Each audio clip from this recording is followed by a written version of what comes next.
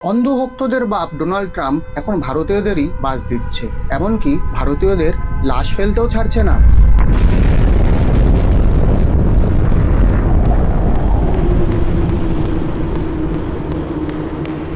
যে লোকটা কাল পর্যন্ত সোশ্যাল মিডিয়ায় ইসরায়েলের ধ্বংসলীলাকে সাপোর্ট করে বড় বড় জ্ঞান দিচ্ছিল, আজ সেই লোককেই আমেরিকার মিসাইল হামলায় নিজের ছেলেকে হারিয়ে সোশ্যাল মিডিয়ায় ঘ্যান ঘ্যান করে কাঁদতে হচ্ছে। একেই বোধহয় বলে ধর্মের কল বাতাসে নড়ে। আর আমাদের 56 ইঞ্চি ছাতির সরকার, তারা তো আমেরিকার ভয়ে একেবারে ল্যাজ গুটিয়ে বসে আছে।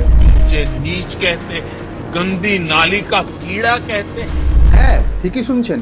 সোশ্যাল মিডিয়ায় রাজেশ শর্মা নামের এক ভণ্ড, যিনি গাজাকে অমুসলিম করার দাবি তুলেছিলেন, এখন তিনি তার ছেলে আদিত্য শর্মার খোঁজে কাতর আর্জি জানাচ্ছেন। শিপিং কোম্পানির হোয়াটসঅ্যাপ মেসেজ পরিষ্কার জানিয়ে দিয়েছে, আমেরিকার নৌবাহিনীর মিসাইল হামলায় এমটি সেতেবেল্লা জাহাজ থেকে তার ছেলে আদিত্য শর্মা সহ ভারতীয় নাবিক সুরেশ পতনলা এবং শিবানন্দ চৌরসিয়া নিখোঁজ বা শহীদ হয়েছেন। গত কয়েকদিনে ডোনাল্ড ট্রাম্পের আমেরিকা ভারতের ক্রু থাকা জাহাজগুলোর ওপর একের পর এক হামলা চালিয়ে যাচ্ছে। গত 8ই জুন ওমান উপকূলের কাছে এমটি মারভেক্স জাহাজেও তারা মিসাইল হামলা চালায়, যেখানে ভাগ্যক্রমে ওমান নেভি 24 জন ভারতীয়কে অক্ষত উদ্ধার করে। কিন্তু 11ই জুনের হামলায় আমাদের 3 জন নিরীহ নাবিককে হারাতে হয়েছে।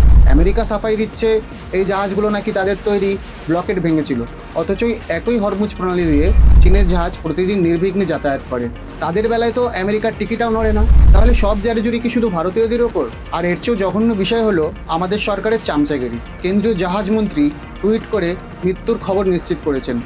বিদেশ মন্ত্রক ওমানকে উদ্ধার কাজের জন্য থ্যাংক ইউ বলে দায় সেরেছে।